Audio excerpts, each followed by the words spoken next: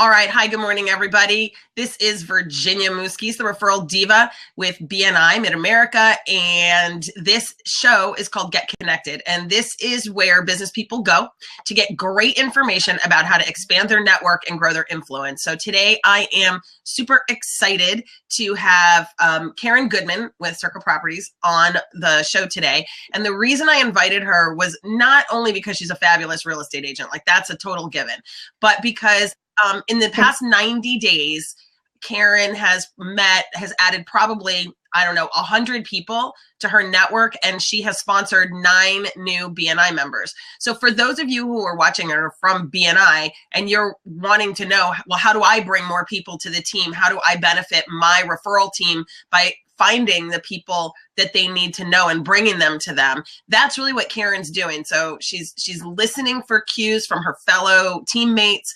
And when somebody says they need a divorce attorney, out she goes looking for it. They need a plumber, out she goes looking for it. So she's very highly responsive to helping people get the connections that they need to grow their business, grow their life, and really enjoy their lifestyle. And the unique thing is that she does it all pretty much, I think, from her couch. So how she meets hundreds of people without ever leaving her home. I don't know. But so Karen, why don't you tell everybody just a little bit about yourself, and then share with us just a little bit about how you decided to get involved with BNI. Here comes Catherine. Yay. How you got started in BNI, and how you're helping the group grow so that everyone can experience profitability and prosperity. Okay, so I'm Karen Goodman. I'm with Circle Properties, and like Virginia said, I'm a residential real estate agent. And I've known about BNI for a long time. I know other agents that are in BNI, that it's been a big part of where they bring in business. And I looked into it actually, I don't know, maybe 5 or 6 years ago. I had somebody that I was connected with on social media that I didn't really personally know, but was part of my Twitter network, invited me. There was a real estate agent opening in his chapter, so he invited me to come to a meeting. And I went, and at the time, it just didn't feel like a good fit for me. I think everybody's got to decide. One of the things that I was thinking this morning about of those 9 people, how many of them were familiar with BNI, how many weren't.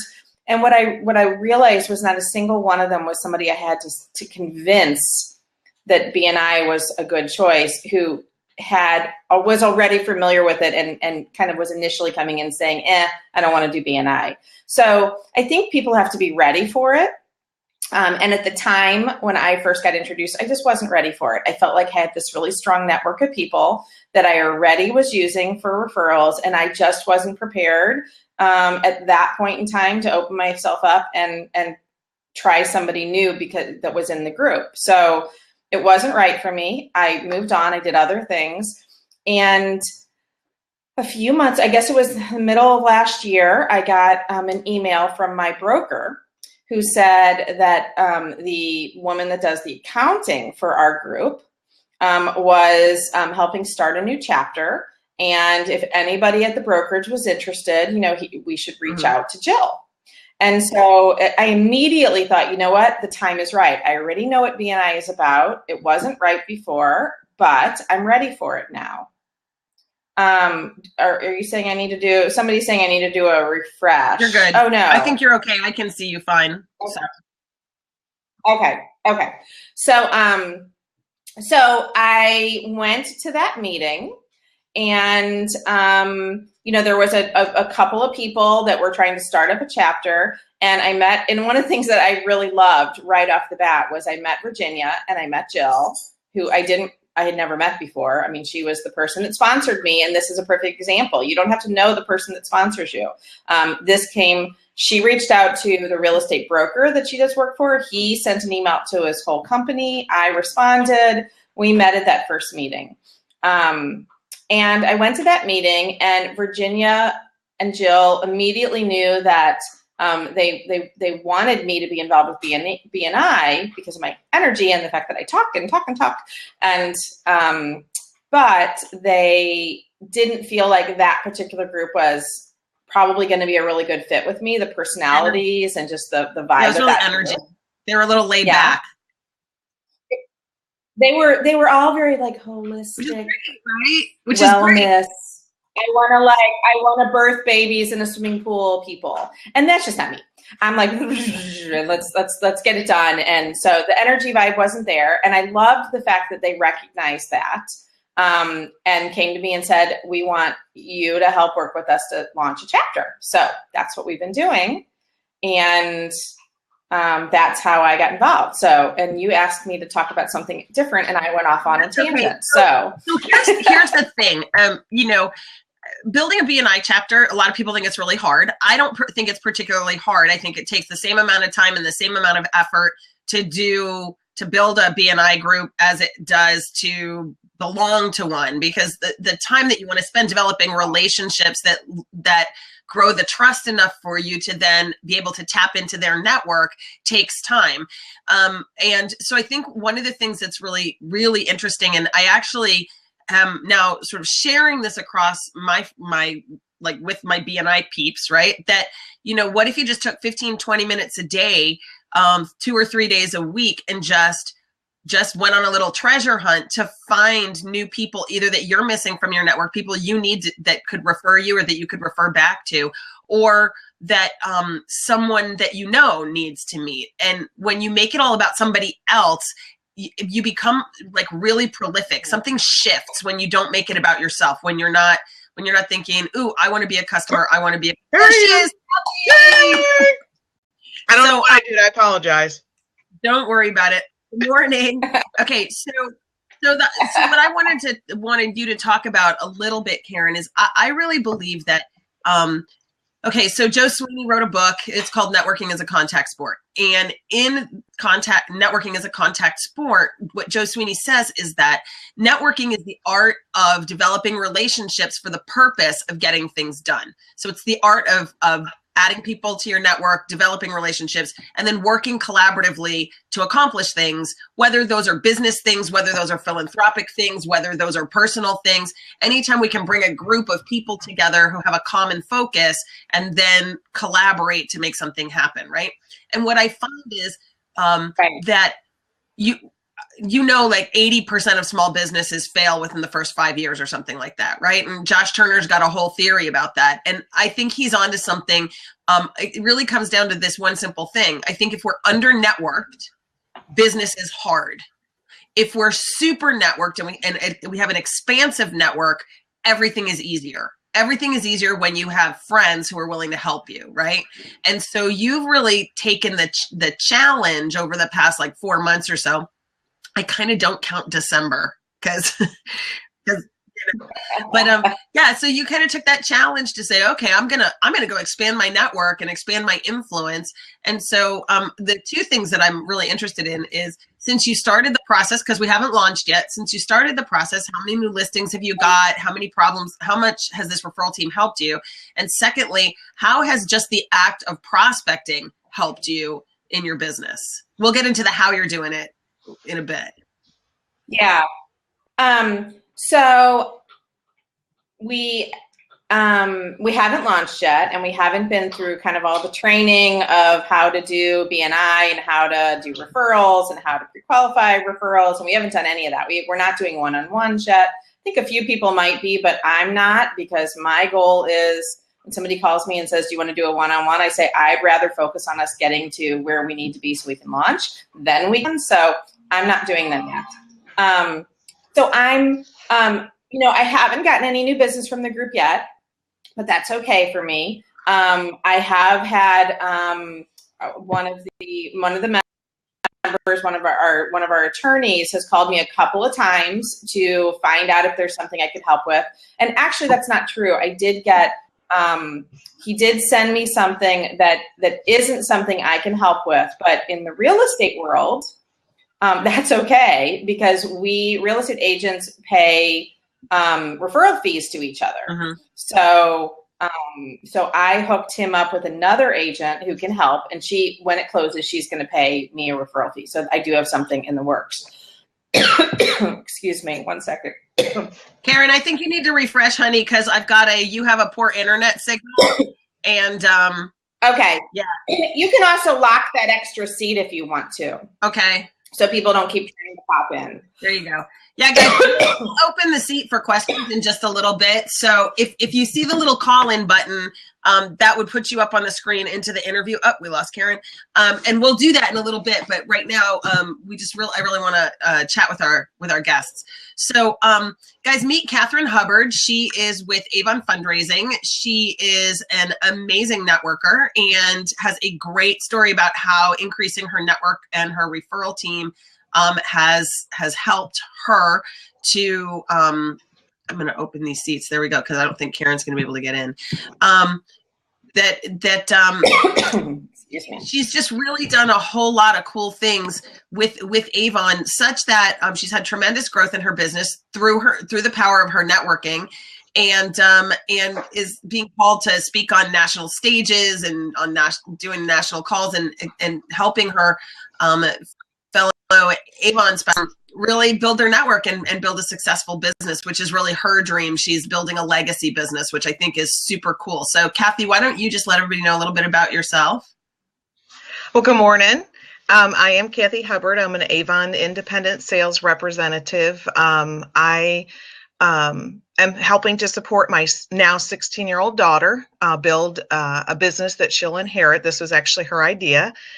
She kind of kept bugging me for a few years. Circumstances changed in our lives, and so I was able to sign that contract. And it was 2 months, actually, to the day that my father had died unexpectedly. We didn't plan it that way, but God opened up a whole door. I wanted to always own a successful business and be able to give back more to the community, and everything about Avon, the company, the opportunity, and the fundraising, it just worked. But I knew to help my daughter Crystal build a sustainable business that the first thing I knew to do was to join a chamber.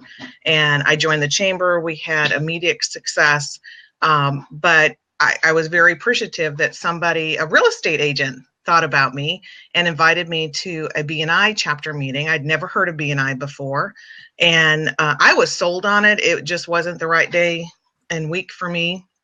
And so someone else through the chamber, who was one of my Avon customers, invited me to the BNI chapter that I now belong to, BNI St. Charles. And I'm just so appreciative of the opportunity, because I just we were already doing Giver's Gain philosophy with our Avon business. We were focused on developing relationships, seeing how we can use our connections to help other people. And I got my investment back in less than 90 days. Wow. It's just been amazing. We do grow our business through giving back to the community with Avon Fundraising. I'm finding most people have never heard of Avon Fundraising, but I can tell you our business, we officially joined the chapter April 1st, and Avon does a rolling 26 campaigns to see where your business is. And compared to the same time last year, I was at a 926% or 969. I think, Virginia, you said just say 1,000% growth. It was amazing. 1,000%. Yeah. But what I love even better is that I have been able to contribute to my referral partners. I've been able to expand my network through BNI. And I've actually been able to give more referrals and give more closed business to my referral partners, but yet look at how successful I've been as well. It's truly a win-win situation. And with Avon Fundraising, I can literally track 75% of our growth in referrals is from our BNI chapter for fundraising. That's awesome. Hey, so Doug Starks wants to know, do you work with specific charities, or are you open to working with whoever needs help? We work with whoever will work with us, and it doesn't have to be a nonprofit. The only difference is whether we charge the tax or not. It's very easy to do. It's right now it's Girl Scout cookie time, right? All the kids are coming home, and the parents and neighbors and everybody. There's a specific sheet that you use, and you collect the orders, and out of the profit that we earn, which is the highest that Avon guarantees is 50% earnings, that's where we donate from our earnings, and we donate 75%.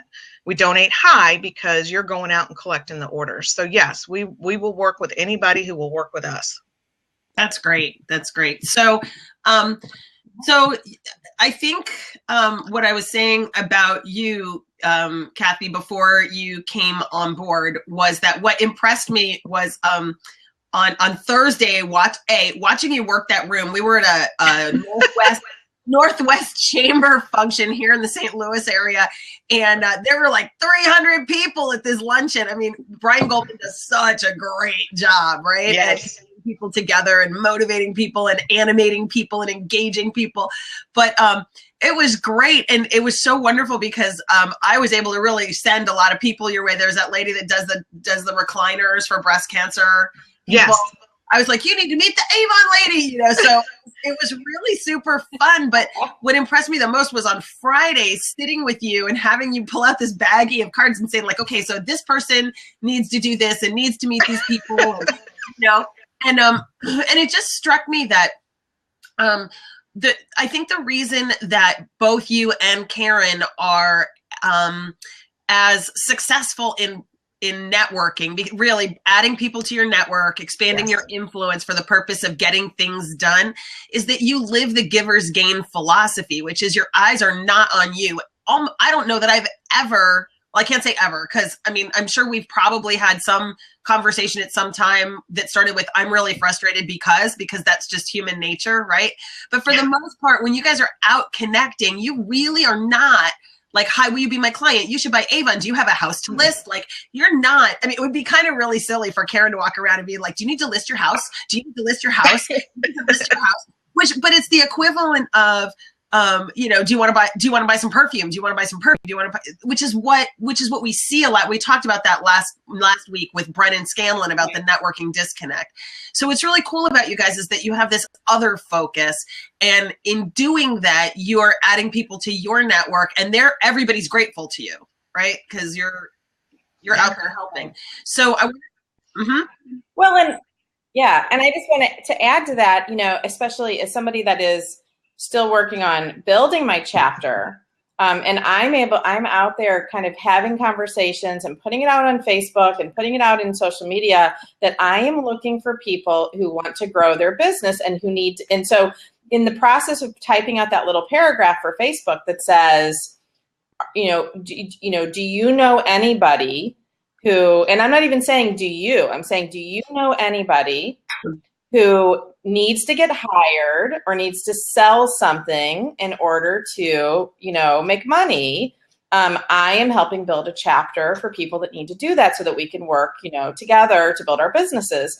But what that's also telling people that know I'm a real estate agent is that I need to get hired too. So my connections already know I'm a real estate agent, but they may not. How many people do you know that do something and you don't necessarily think, oh, they need business, I should send them business? So I'm reminding people in the process of telling them I'm looking for other people who need to grow their business, that I'm also trying to grow my business. Without actually saying it, right? Well, but that's really the amazing thing is that, there's that emotional bank account that Stephen Covey talks about, right? And if you make enough deposits in there, then the scales kind of tip in your favor, and people say, you've been so good to me. What can I do to help you?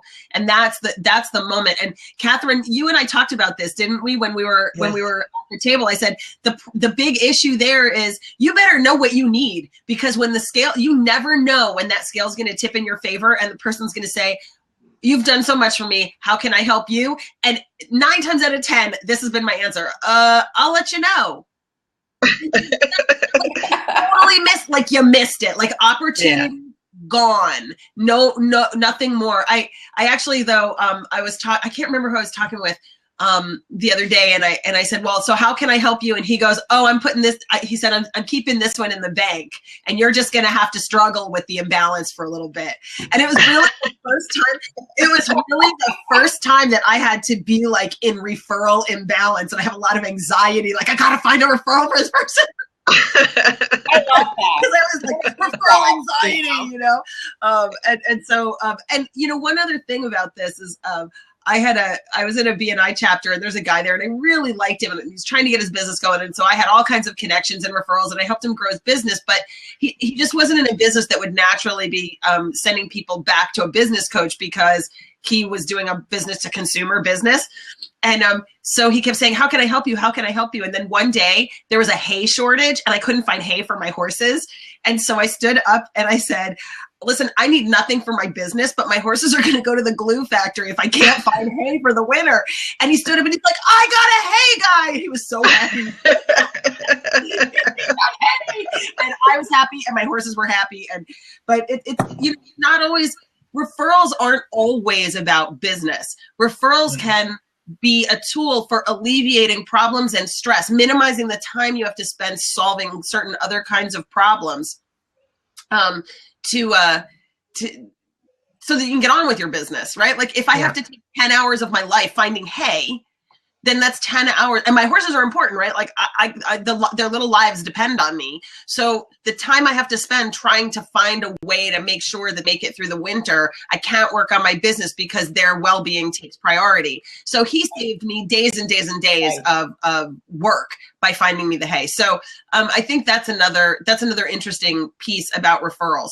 And yeah, Doug, we have read Endless Referrals. I love that book, and I love Bob Berg's questions. He has a bunch of networking questions, and I have those posted, and I give them out regularly, because I think the art of networking is really the art of asking great questions. So Karen, talk a little bit about how you are finding these people to add to your network. Yeah, I'm trying to do a little bit of everything. I was looking at the 9 people that I've had join the group in the last few months. I was looking back and seeing kind of where I found them. And there was no one place. It's interesting. I mean, there were like 2 people that came from, family and friends, and there were 2 people that came from me asking, other people if they knew anybody. And, it was, it's a variety of methods. So what I would say is you have to think about not just picking one method, but really doing everything that you can, keeping your options open. So I am attending networking events. I joined another group. So this is the not sitting on the couch part of it. About that. So on her couch 24/7. I don't. So I'm attending some other networking events, and I'll tell you, one of the things that I love now that I'm in BNI, and now that I love the fact that I have a purpose at those meetings besides trying to pitch my own business. It just feels much more comfortable to me to be able to walk around and think, I've got 2 hats. I've got the I'm a real estate agent hat on, and then I've also got the I need to find people for BNI hat. So I love that I can walk around, and what I've been doing is, as I meet people, I start asking them questions, and that goes over so much better anyway. But I ask them questions that kind of, I'll say, oh, so what part of town do you live in? And I'm thinking about, would they be willing to drive in? Are they going to, if they live, 45 minutes away, then probably not. Oh, do you do this full time, or do you do another job during the day? Because if he has another job during the day, they're not going to be able to make a lunch meeting. So I start asking questions, so I'm not just pitching to everybody. And then in the process of having that conversation with them, I also just kind of get a feel for their personality of, would they be good in our group? Would I want them in my group? I've met a few people that are just so quiet and timid that I'm sure that, they're wonderful people and they're good at what they do, but I'm not sure that that's the vibe we're looking for, or they're really, really pushy salesy, and that's definitely not the vibe we're looking for. So I go to networking events, and I start with asking them questions and talking, and then I follow up with them. And my follow-up, regardless of where I meet somebody, is, if I can, it's via Facebook, because I just feel like Facebook is, so we all get pitched so much junk via email that, it just comes across as a pitch.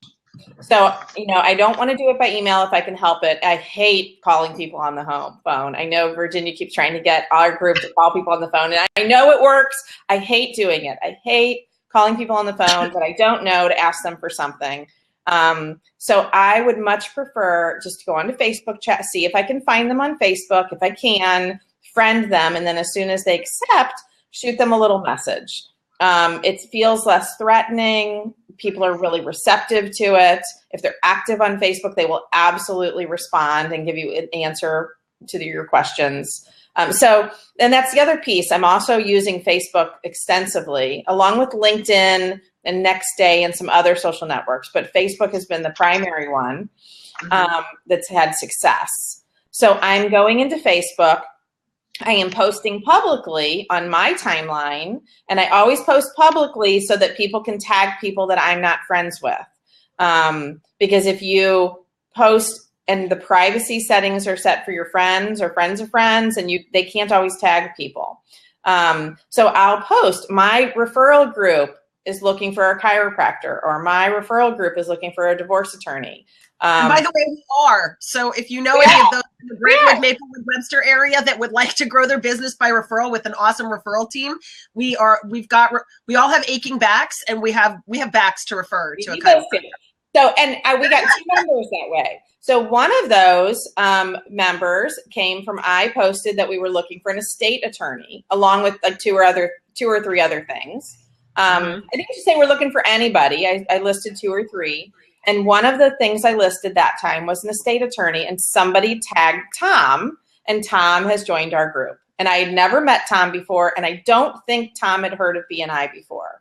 But he got tagged. He responded and said, I'm potentially interested. So then we started doing some messaging via Facebook, and then he came to a meeting.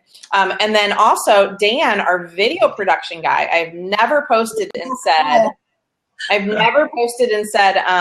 you know, we need a video production guy. But he was actually, it was slightly different. I was paying attention to Facebook, and he was sharing stories about what happened in some flooding and how he had people come to his rescue, and, you know, getting all the video production equipment out. And he said his office was located in Brentwood. And I'm like, ding, ding, ding. We're in Brentwood. He needs to get hired. And he has friends. Yeah. And he has lots of friends who will come to his rescue. And so, including people he doesn't know. And so I just shot him a message and said, you know, I don't even have any idea if you'd be interested in this, but, you know, we've got this group and we're in Brentwood. And if you are, I'd love to talk with you about it. And he had never heard of BNI. And he was like, I'm definitely interested. And he came to a meeting a couple of weeks later, and he joined. So you don't, and I'm also even doing things on Facebook like search. I'm going, okay, we need a caterer. We don't. Oh, Karen, we lost your feed. Oh, you lost me? Oh, you're back. Now I can hear you and I see you fuzzy. Okay. Okay. Keep going. Really weird. Okay, I'm going to refresh because I can't see either one of you. Okay, so let me flip to Kathy really quick. So Kathy, I know I know you're doing a lot with showing up, you know, going places. Yes. So why don't you talk a little bit about how you're reaching out to people and approaching people when you're out at a networking function that makes you so appealing? Well, like Karen mentioned, I go to a lot of networking events. There's a lot of different groups through the chambers. We're in 3 different chambers right now, but there's also other networking groups that I've learned about because, so again, I just really focus in on developing a relationship. You know, I'll meet somebody. I listen to, you know, what they do. I always ask them, you know, what a great referral, you know, what could I listen for? I think when you approach people that way, you know, they want to talk, and then when they're done, they typically want to find out, well, what do you do? You know, so it's a good back and forth. And then kind of like Karen, what you were talking about, I have 2 purposes now. I want to make sure that everyone knows about the Avon opportunity, obviously, and fundraising, but I also want to make sure that everybody has the opportunity, like I've had, to grow my business through BNI. And so I'm out there, and when I'm listening to them, that's usually something that I can work into the conversation. I'll just start talking about how, part of our success has been through a networking group, and I will just ask them if they're involved in any networking groups. And it's amazing. There's a lot of people out there like me that had never heard of BNI. And had never had that opportunity. And so one of the networking opportunities, Virginia, you were talking about, I started going to a luncheon that's through the Northwest Chamber. And at that single luncheon, I met 5 new people in my networking world. And all of them want to come visit my chapter, and they're all classifications that we didn't have. And it was amazing. So far, 3 of them have made it. The other 2 are scheduled to come. And what's great about it is that they see the value. Our chapter's not necessarily the right day of the week, So now I'm able to help them find a chapter. I just think that's really cool. And so by focusing in on them, I don't know. And then of course people help you, the people that like what Virginia did, there are other people who know who I am. And so they'll be thinking, okay, who would be a good person for Kathy to meet? And Brian Goldman, the president of the Northwest Chamber, he helped me at that big luncheon. There was 270 people or whatever. It was huge. Yeah. He remembered, he came to visit our BNI chapter. He remembered that I wanted to be connected to a PR person. And he said, Kathy, I have somebody over here I want you to meet. And so he made that connection, and that person's going to be contacting me and helping me to raise awareness for somebody that we're doing fundraising for. So, Karen, it's a lot of the same story. Yeah. It's on my mind all the time. Yeah. I think probably the one difference for me, maybe, Karen, is that I'm a face-to-face person. I really enjoy meeting people, getting out there. I have to tell you, though, I've gotten out of my comfort zone. Just the fact that I'm on this blab I am, which I'd never heard of before, I got to tell you, is totally out of my comfort zone. But doesn't it feel like we're sitting, and the 3 of us are sitting at a coffee shop having a conversation? Absolutely. It's very comfortable. Again, I'd never heard of it before. I'm just so excited that my daughter is able to learn all these things, and just, I don't know what the future is going to hold for her. Yeah, because I've definitely come out of my comfort zone. I think that also is another key. So for everybody watching, if you want to be an influential person, if you want to be known as that guy or that gal in your area of influence, whether that's, a local area of influence, or whether your area of influence is the globe, right? It doesn't matter what you consider to be your space of influence. Like, you got to know who's there, like, and have a sense of joy and ease and curiosity about people.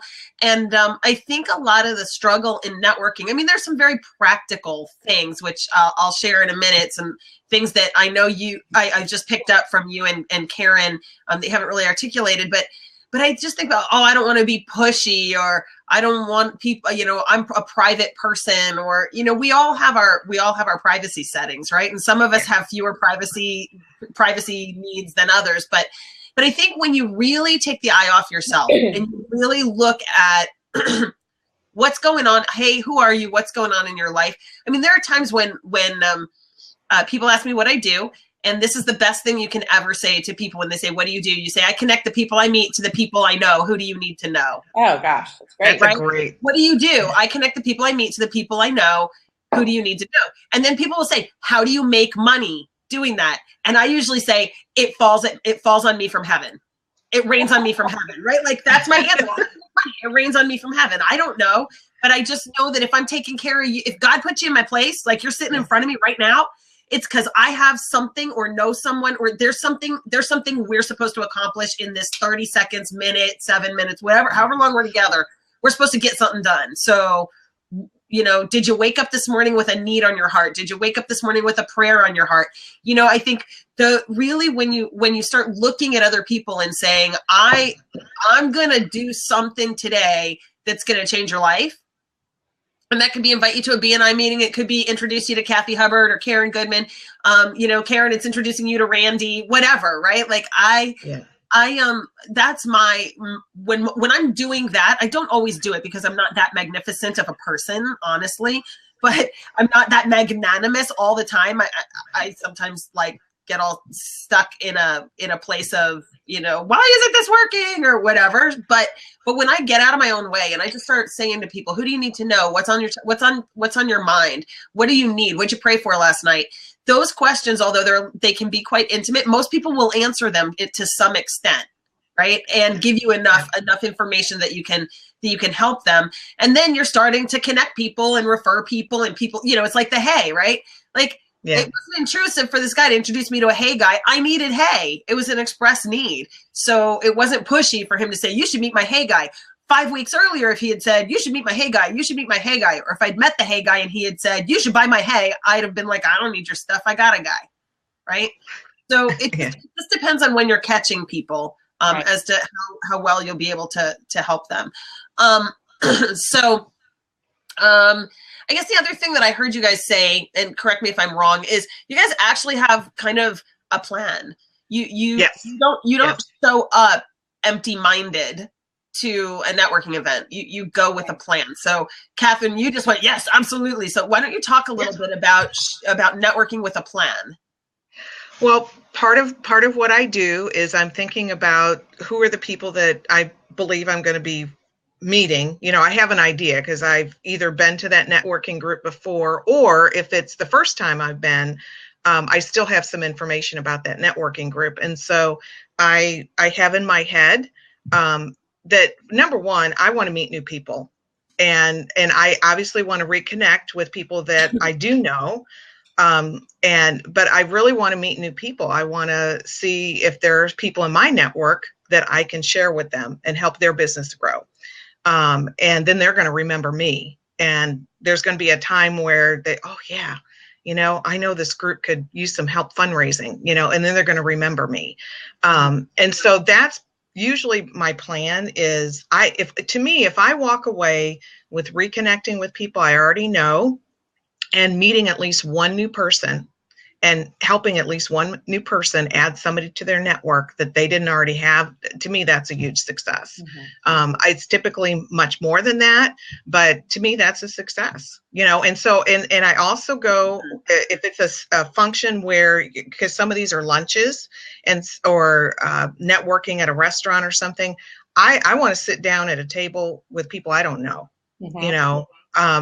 Again, it's getting out of that comfort zone. Yeah, it would have been really easy for me to go sit over at that table with, in fact, Virginia, you and I wound up at the same table. That was completely by accident. I typically wouldn't have done that. It wasn't by accident. You probably planned it that way, right? I did. But here's the truth, right? I'm terrified. That room makes me sweat.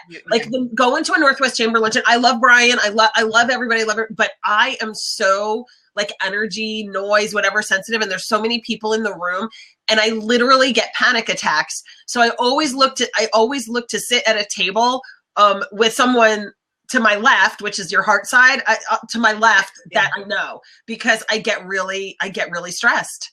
It's bizarre. You would think Virginia, she talks in front of thousands of people. But I don't actually have to interact. And so I get scared, and it's also overwhelming. And I'll tell you, and I mean, no disrespect, but that networking disconnect is so loud in big rooms. When there's hundreds of people in a room, they haven't heard of the networking disconnect. They don't know that they're not supposed to be prospecting for clients. They don't understand that we're all there to help each other. And all they need to do is say, I need help with this. Who do you know?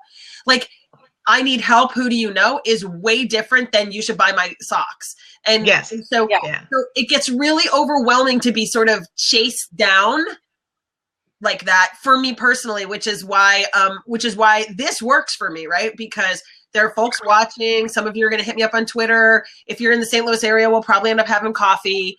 It works for me to provide value out there. And then anyone who's interested, connects and clicks. And then I do that on LinkedIn a lot. So I connect with people. And when they connect back, I say, thank you for connecting. You want to have a cup of coffee? Sometimes we do it on, we do a virtual cup of coffee on Skype. Sometimes we get together in a coffee shop, but that's much more my speed than the big networking scene. So for those of you who are listening that are introverts, I'm quite extroverted with people that I know, or when I don't have to, when I can hold a space, but really like being in big rooms and trying to interact is very challenging for me. So there are lots and lots of ways to network, which is kind of why I wanted to bring Kathy and why I wanted to bring Karen. Because Karen, I suspect you're not a big fan of the Jive and Whale kind of networking event. Oh yeah, the let's walk around with cocktails in our hands and yeah.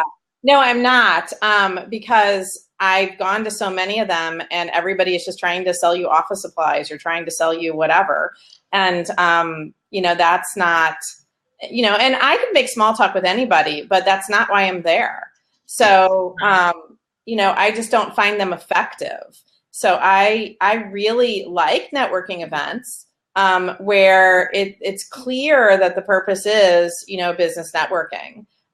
Where people are there to kind of find out what each other do, but not necessarily, and hopefully people understand that they're making connections and hopefully relationships, and they're not just trying to sell to each other. But even if it's that, I can still listen for, would this person be a good fit?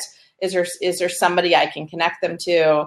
I'm really excited about moving from the building our chapter to the stage where I can do what Catherine's doing, where I can be meeting people who might not even be a good fit for my chapter because they're not going to be able to make a weekly lunch. But somebody else in my group, they might be the perfect person that could send business to somebody in my group. So I love the idea of being able to kind of invite that person for a one-off meeting and connect them to somebody in the group and help those other people in the group. And I just am a big believer that what goes around comes around. And if people in my group see that I am invested and I am willing to show up and I am willing to help them, then, and it's not reciprocal. I might be able to help, the insurance agent a lot and the mortgage person a lot. And I might be able to help, but I'm in the animal rescue. I'm not going to be as successful at helping the person that sells furs, but I'm happy to have her in the group, and she's a wonderful woman and I know she's good at what she does, but my network is probably just not going to be as excited about that. But maybe she could still send me business because she sees I'm helping other people. And I'm not saying I can't help her. I'm just saying what I was going to say is, I'm not one who might go out and purchase a fur, right? But I inherited 3. Sure. So them, and one of two things. I either need to sell them, which John and Lily can help with, or I need to store them, which John and Lily can help with, or I need to restyle them, which John and Lily. So what's really interesting is the most important thing is to always believe that there's a way. Like, okay, I can't do this. What else do you do? What else do you do? What else do you do? And lo and behold, you're going to be selling somebody's house, and they're going to be like, I got to unload these things. I never wear them. I don't know what to do with them. I don't want to sell them on Craigslist because I'll get $5. They're beautiful minks or fox or whatever. What can I do with them? And in that moment, you're going to be able to say, you know what? I got somebody who can help you. And along with that, I just have to say is, we've had a couple of people come to our meeting that were like, this sounds great, but I'm not sure how, I would be able to help. I'm not sure if I could bring enough value. And my reaction to that always is, you have to, some of those people are thinking about their business connections and they need to expand it into their personal world too, because there's a lot of people that, we had one woman that said that, and I'm thinking, you look like you're about 25 or 26. You probably know a million people who are going to get married, and they're going to have babies, and are going to buy houses. And it's not just your business sphere. And then the flip side is it's not just your personal sphere either. So as an example, this furs, my personal sphere is not going to do anything with furs, and I wouldn't even feel comfortable honestly bringing it up with them because I would get blasted by my dog rescue friends if I'm talking about furs. But I sell homes. So I deal with a lot of clients who have very different attitudes than I do. You know, I'm working with some clients right now who are big into hunting, and that is not me, but that doesn't mean I can't help them. And so it's about, if you're good at what you do and you're out there meeting lots of people, you're not probably just selling to people that have the same personality and the same interest as you. So, you know, it's about listening and figuring out, you know, is it my personal network that could help these people? Is it my business network? Is it somebody that is at a networking event that I don't even really know that well, but I might be able to use this as a way to get to know them better, because I'm now trying to connect them with somebody, and then they're going to feel that I'm of value. So. Oh, awesome. Karen. So, Kathy, what do you think about all of that? Well, you know, it's funny. I might have gotten a little distracted because, Karen, I think you and I probably need to have a cup of coffee sometime. Kathy, meet Karen. You know, well, for one thing, you know, we've helped over 17 different individuals and groups raise money right now. But one of those groups is an animal rescue group for cats. And so you mentioned your cat net or your animal rescue connections. But I also heard you talk about Webster Groves, and I have finally an Avon rep who wants to come visit BNI chapters, and she lives in Webster Groves. I don't know if you have anybody that. Yeah. So I'm like, yeah, I was taking a little note. So sorry, I got a little distracted by that. I was listening to. I thought, yeah, I need to have a cup of coffee with Karen. But you know what? That's a perfect example, though. I'm sorry to interrupt. Of when you're at a networking event, you know, and I'm a big believer. I'm all about taking notes on my, you know, like being all electronic. But when I go to networking events, I always bring paper and pencil because it's just faster. And you know, that's one of the things I do as people are talking. If they're on the other side of the room, if it's one of those groups where everybody gets to stand up and kind of do their spiel, I am jotting down stuff. So that, and their name and what they do, and then that thought, so that I can follow back up with them, either in person, hopefully at that meeting, or at least grab a business card from them, so that I can follow up later. So I'm sorry I interrupted. But no, you're fine though. But I do want to say the follow up is absolutely essential. And I think Virginia and others have taught me that. I mean, it doesn't do any good to have this big bag of business cards, which is kind of how I started. You know, I was collecting all these cards and then getting a little overwhelmed, and then finally again saying, okay, all right, I got this card. This person told me this. How can I help them? And then make that happen. And just focus, because Virginia is right. Some of the networking events I go to, there's so many people. That's why I try to keep it to where, hey, if I could just meet one or two people that I didn't know, let me see how I can help them. I do go to other networking events though that are a lot smaller, like coffees, and there's a couple of new groups that keep inviting me that I haven't been able to go to. I'm looking forward to it. It's called the Little Black Book. I've got some information about that, and I'm going to work that into my schedule. And then there is a Christian businesswoman called the Tapestry Network, which is actually in the Webster Groves area. So I'm always listening for those opportunities as well from people. Well, you know, one of the things that I do to make sure that I follow up is when I come back and I have cards, the first thing that I do with them is I have an app on my phone called Scan Biz Cards. So I scan the card into my phone. So that, number one, because I am a terrible loser of papers. Like I stuff them in all kinds. I don't have a system. So they end up in 19 different bags and pockets in the bottom of this or in my car. So I figured out that if I just do the Scan Biz Card thing before I leave an event, that really helps me a lot. And then I make sure that I connect with them on LinkedIn, that if I can find them on Twitter, I do that. I'm a little more judicious about my Facebook. So I do have like 500 or 600 friends on Facebook, but they're all people that I've had coffee with and that I do really like, and that I'm not overly concerned that we can't have a conversation about something that might be controversial, or you know what I'm saying? Like my LinkedIn, I keep really pure. It's business, it's connecting information, it's add value.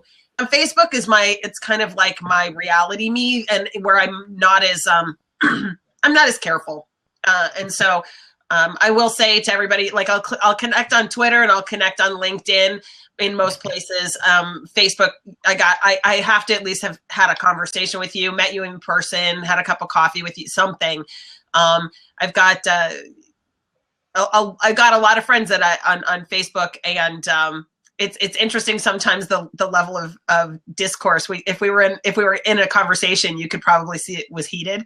So I want to make sure that I don't alienate any of my business buddies have it because of that, because it's a place where my friends and I engage in dirty, dark debate kind of stuff. Yeah, I avoid controversial stuff. I just do. I recognize that, any position you take, you're going to piss off 50% of the people out there. And I'm not willing to lose potentially 50% of my potential clients. I'm just not. So I'm careful with what I say on Facebook the same way I would. I know specifically what people's attitudes are. So. Mm-hmm. Yeah, it's just, it's a personal preference. So you just really have to decide how you're using things. When I do speaking engagements, I'm really clear with the audience, and I let them know. I said, listen, please connect with me on LinkedIn. Please follow me on Twitter. Please read my blog, right? Please do all those things. And just know that if you send me a friend request on Facebook, if I don't know you, if I look at it and I think, who's that? I probably am just going to ignore the request because I don't know you well enough. And I kind of take the word friend to, at least I have a visibility relationship. Like I know who you are, and we've chatted. Well, what I've done is I've set up my Facebook so people can follow me, which is one of the options that you can do. So you don't they can see what you post without you having to accept their friend request. So I am particular about who I accept. But they can still see what I'm posting, and 95% of what I post publicly. So anybody can see it, and friends of friends, and people comment all the time on things, and that I don't know those people, and that's great.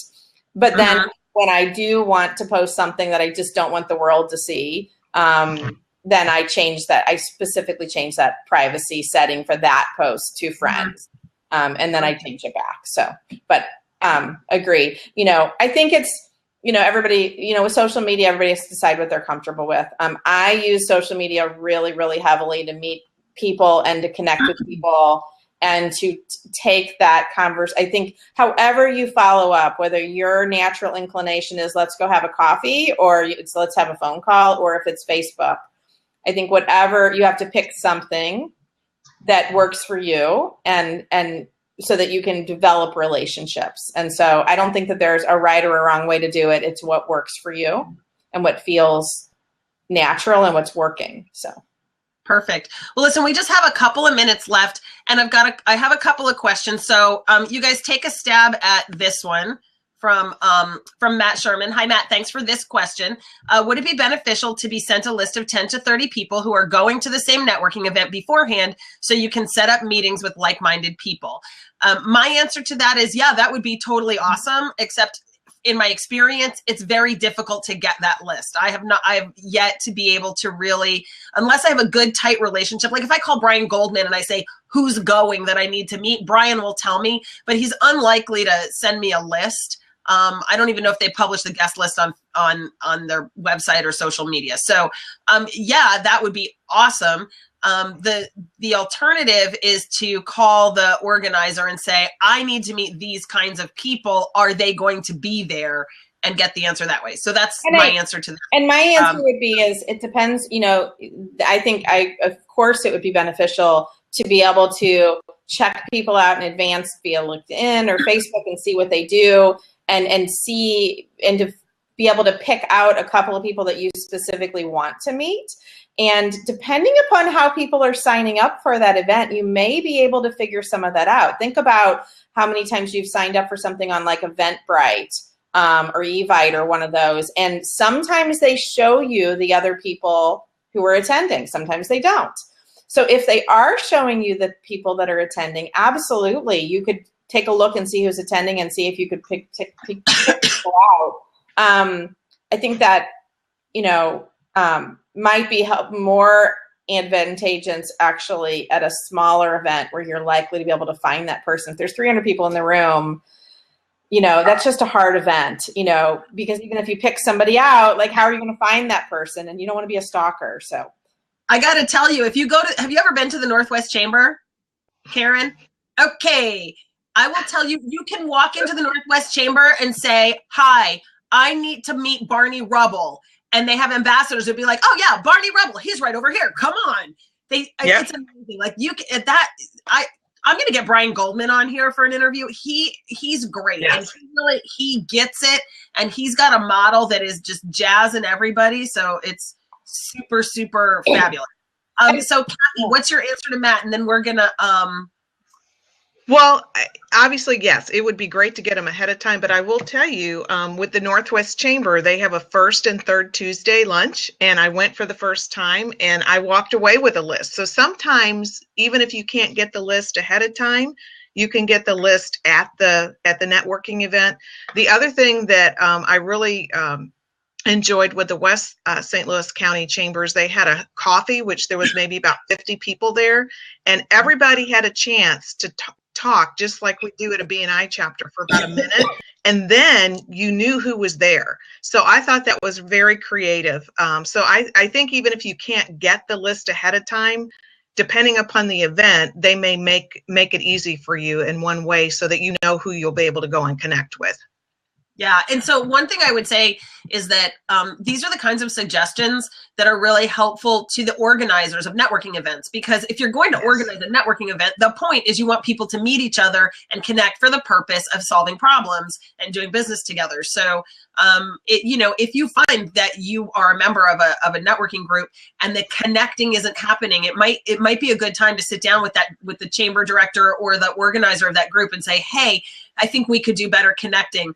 There are a couple of suggestions up here. One is coaching people to stand by the entrance of a networking event and be the greeter, right? So instead of being a guest, be a greeter, which I think is a great idea. So you can be a self-appointed ambassador person at that group. And the other one I like is pre-tweet them. I see you're going to be at this meeting or that meeting. Let's meet. So, which would mean that you would have to you'd have to know that they were there and have their Twitter to be able to do that. But wow, I have a feeling that we could probably keep this conversation going till noon. But I think we all have stuff that we have to do. So I'm gonna call time, and Catherine, I'm gonna give you a last word and Karen a last word, and then we're gonna go from there. So Catherine, what is your number one tidbit for everyone who's watching about what they can do, either an activity or a mindset? What's the one thing you think folks should think about or consider in order to grow their network and expand their influence? Well, obviously, I'm going to say, if you haven't visited a BNI chapter, you need to visit a BNI chapter. Oh, thank you. And if any of you are watching from somewhere, if you're watching from the St. Louis area, you can find me at the Referral Diva. Just tweet me and I can get you hooked up. If you are somewhere else and need help meeting an executive director of a BNI franchise in your area, tweet me that as well and I'll get you hooked up. So if you want to go visit a BNI chapter, I'm going to make that happen for you. It's totally awesome. There's tons and tons of great people to meet and people who will help you grow your business. So Karen, your last thoughts. My last thought would be, whenever you go to an event where you're going to be meeting people, go with more than just, I want to sell my service to them. So be very, go in with something else where they can help you. Whether it's, I'm looking for people that might be able to visit my BNI chapter. I'm also doing some marketing where I'm interviewing people about the part of town where they live. So I'm able to go in and ask them some questions and see if there's something that they might be able to help me with that isn't sending me business. I just think that goes over so much better. And then really listen to the people in the group and see how is there anybody that really, they might be able to help you. So, because that's what's going to get the relationship started, more so than just you trying to pitch your service. Perfect. And my last bit of advice is this. Be a proactive referral friend, meaning if Karen was sharing with me that she needs somebody to paint a house that she has listed, right? And I know a couple of painters, but before I just gave her number to them, I said, do you want to meet them? She said, tell me about them. I gave her some information. Then I reached out to them and said, okay, here's the story. Because just imagine that you refer somebody and they're swamped, right? Let's just say they're 5 weeks out, and I connect you to that painter and he can't get to it in the time frame you have. Then I've already started your relationship off on a bad note because you called him, he said he couldn't, and right. And once you get a no, you're not inclined to go back to get another no, right? So always take your referrals to the point of yes. And what I mean by that is every time you think, oh, I know somebody, I can do that. That's an idea. That's a great idea. So you want to turn that idea into something valuable, into a valuable connection. So turn your ideas into a connection. And that means you've got to ask both parties, do they want to be connected? Karen, what do you want me to tell Randy about you? Randy, what do you want me to tell Karen about you? Connect them after they've both agreed to be connected and they know you've laid some groundwork. So always lay the groundwork out so that you don't get one of those like, who's Virginia and why did she tell you to call me? kinds of situations, because they're really awkward. And that's and if Karen's going to call somebody on the phone, it better go well, because being on the phone is not her favorite thing in the whole wide world. So I can talk on the phone. I just, like other stuff better. There you go. So thanks for watching today, guys. Do follow us on Twitter. I'm at the Referral Diva. You got at Karen STL and at KK Hubbard Avon. If you've got fundraising you want to do, definitely follow Catherine and get in touch with her. And if you've got a home to buy or sell in the St. Louis metro area, contact Karen. If you're interested in taking a look at BNI or learning more about how to refer in your network, by all means, follow me as well. And next week, I will be on with Tiffany Kellogg. She's out of Florida. She just wrote a great book. I think it's called 4.5 Networking Mistakes. Just got published. So we're going to be talking with Tiffany about her new book and how we can avoid making the tragic mistakes that we all make when we're out there networking. So guys, thanks for tuning in. I'm so excited that you're here, and we'll see you next Monday. Bye-bye. Until we meet again, be remarkable.